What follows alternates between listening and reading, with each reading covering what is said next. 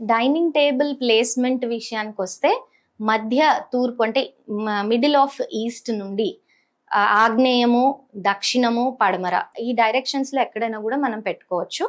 అయితే ఈ dining table ని సాధ్యమైనంత వరకు ఆగ్నేయ ప్రాంతం అంటే కిచెన్ లో భాగంగా కనుక మనం అరేంజ్ చేసుకోగలిగితే అది చాలా మంచి ఫలితాన్ని ఇస్తుంది. కిచెన్ లో ఒకవేళ మనకు కుదరలేదు అని అంటే ఇందాక నేను చెప్పిన ప్లేస్మెంట్స్ లో మీరు ఖచ్చితంగా డైనింగ్ టేబుల్ అనేటువంటిది పెట్టుకోవచ్చు. డైనింగ్ టేబుల్ ఎదురుగుండా మిర్రర్ ఉండొచ్చా లేదా అనేటువంటిది చాలా మందికి డౌట్స్ వస్తున్నాయి. అయితే ఈ డైనింగ్ టేబుల్ ఎదురుగుండా మిర్రర్ అనేటువంటిది ఖచ్చితంగా ఉంచొచ్చు, అది చాలా మంచిది కూడా. కాకపోతే డైనింగ్ టేబుల్ ఎదురుగుండా మిర్రర్ అనేటువంటిది పెట్టినప్పుడు కొన్ని జాగ్రత్తలు తీసుకోవాలి.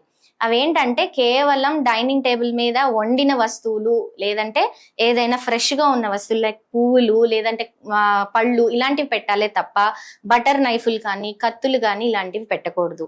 కొన్ని సందర్భాల్లో నెయిల్ కటర్స్, రిమోట్లు, కళ్ళద్దాలు, ల్యాప్టాప్లు ఇలా రకరకాల వస్తువులన్నీ తీసుకెళ్లి డైనింగ్ టేబుల్ మీద పెడతారు. ఎప్పుడు పెట్టకండి.